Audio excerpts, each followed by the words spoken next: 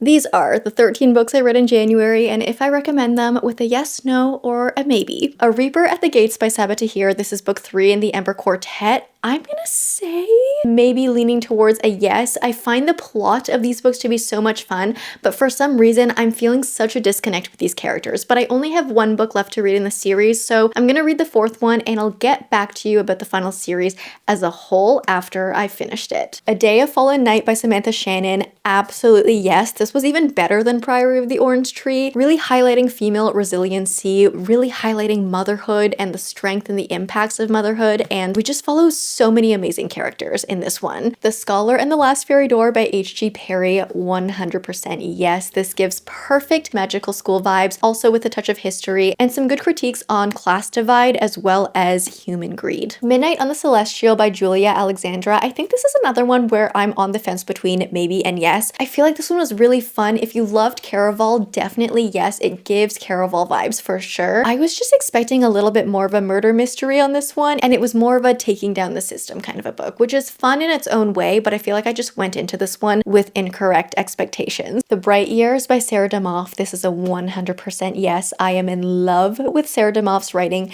This was beautiful. It's a generational story that will make you feel all of the feelings. Iron Gold by Pierce Brown. I mean, come on, yes.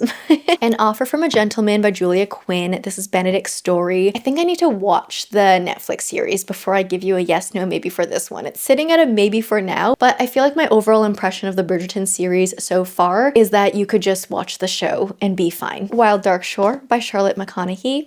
I would say yes. Writing is so vivid, you'll be wondering about the characters' intentions throughout this entire book. They hide things from you as the reader, which honestly was a lot of fun to read, but I'm just not sure of the overall direction that this one went on, particularly in the romance department. I didn't really love that part of it. Finding Grace by Loretta Rothschild. I'm gonna say yes, just because you need to experience this first chapter. I have never been so caught off guard by a plot twist in chapter 1, and just to experience that, you need to read this book. This is another one that I didn't really love the direction that it went in by the end, and I really didn't like the conclusion, but like, I still don't regret reading it. I still think it was a really good read, especially for the beginning. And these last 4 come as a bit of a package deal. So I read the entire Lord of the Rings trilogy, which everyone knows by now, and I also read The Hobbit, and these are obviously a yes. It's classic fantasy. All right, those are the 13 books I read in January. What did you read?